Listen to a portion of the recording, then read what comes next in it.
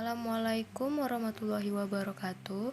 Laporan praktikum botani ini berjudul Pengamatan jamur pada tempe, roti, nasi, dan juga bonggol jagung. Tujuan dari praktikum ini yaitu untuk mengetahui struktur atau bagian jamur dan membandingkan jamur yang terdapat pada tempe, roti, nasi, dan juga bonggol jagung.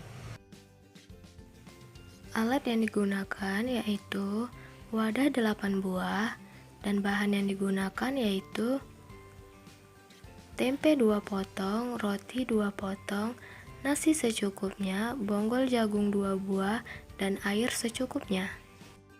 Cara kerja praktikum. Yang pertama, letakkan masing-masing bahan pada wadah yang telah disediakan. Setiap satu bahan diletakkan pada wadah yang berbeda. Yang kedua, kemudian diberi percikan air pada setiap bahan yang telah diletakkan di dalam wadah. Ketiga, selanjutnya letak setiap bahan di tempat yang berbeda. Misal, nasi di tempat terang dan nasi di tempat yang gelap. Keempat, terakhir amatilah keadaan bahan tersebut dalam 7 hari ke depan.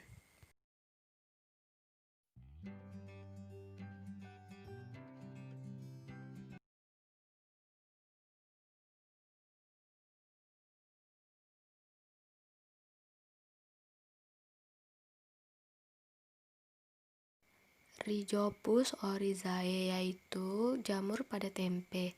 Klasifikasi Kingdom Fungi, Divisio Zygomysota, kelas Zygomycetes, Ordo Mussorales, familia Mussoraceae, genus Rhizopus, dan spesies Rhizopus oryzae. Di sini kami melakukan pengamatan pada jamur tempe selama 7 hari yang terdapat pada tempat yang berbeda-beda.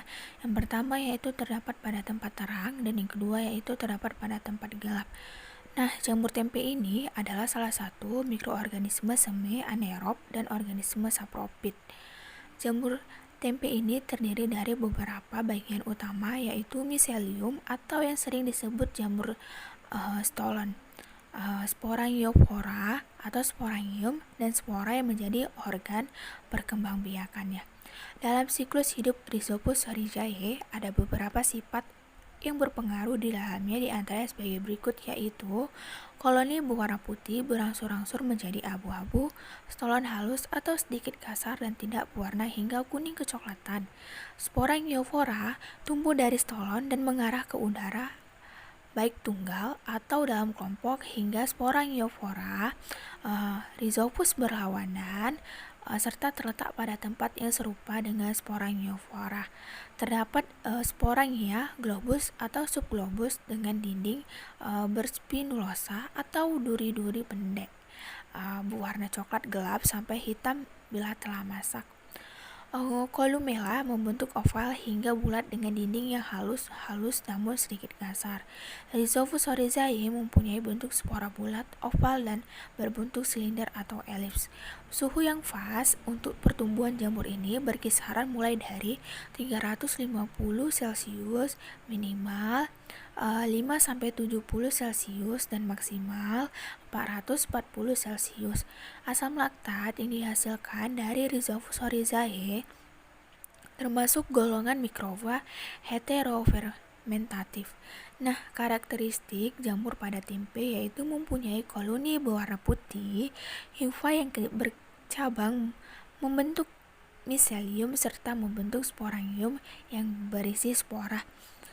Bentuknya rhizoid atau menyerupai akar. Hifanya tidak memiliki sekat. Sporangiofora tumbuh dari stolon dan menghadap ke udara.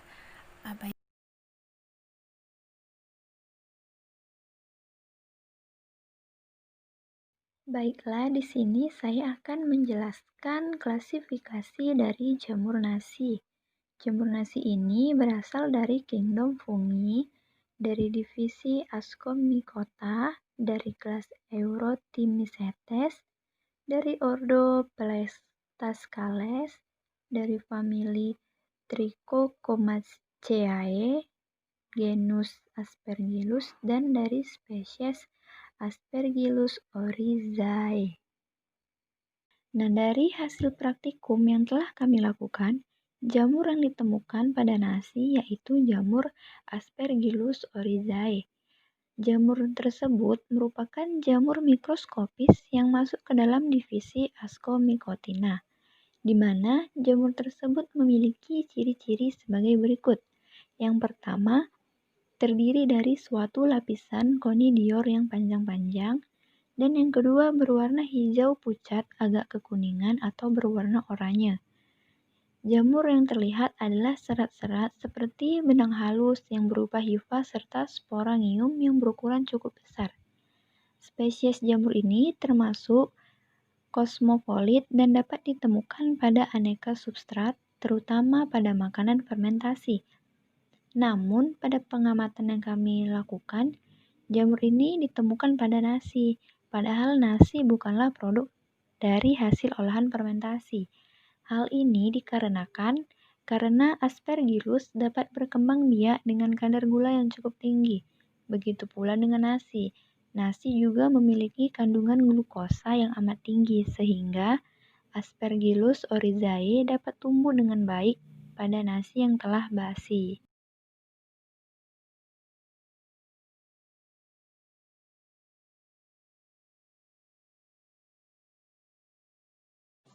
Baiklah, di sini saya akan menjelaskan tentang klasifikasi pada jamur roti, yaitu berasal dari kerajaan fungi, divisi Zygomicota, kelas Mucochromycotina, ordo Mucaroles, famili Mucoraceae, genusnya Rhizopus. Di sini kami melakukan pengamatan pada jamur roti. Dan kami melakukan pengamatan tersebut dengan melakukan dua metode. Yang pertama metode tempat gelap dan yang kedua metode tempat terang. Dan kami melakukan pengamatan tersebut selama 7 hari.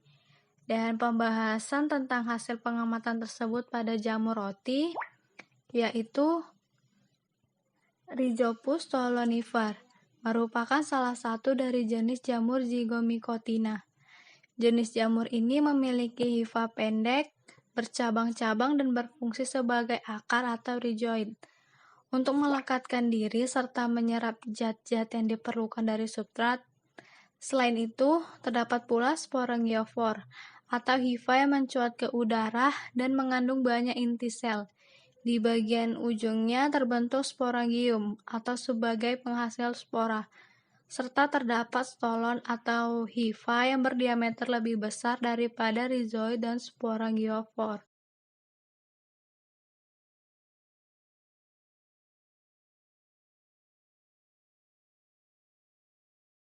Sekarang kita akan memasuki penjelasan tentang klasifikasi jamur pada tongkol jagung.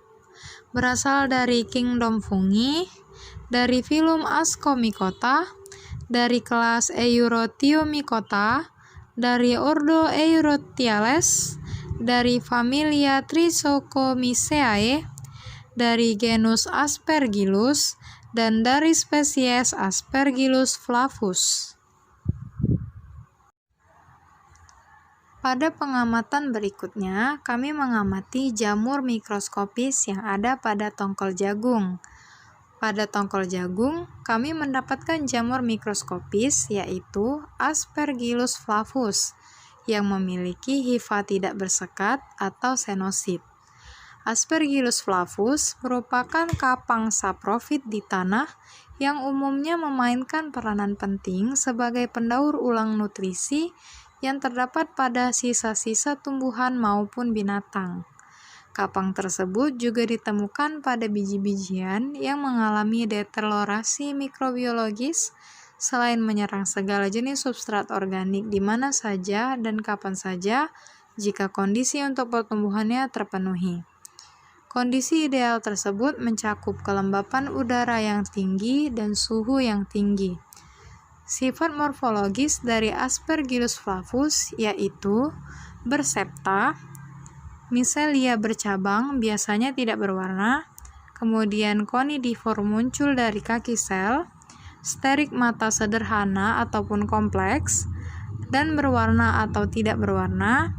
Conidia berbentuk rantai, berwarna hijau, coklat, ataupun hitam.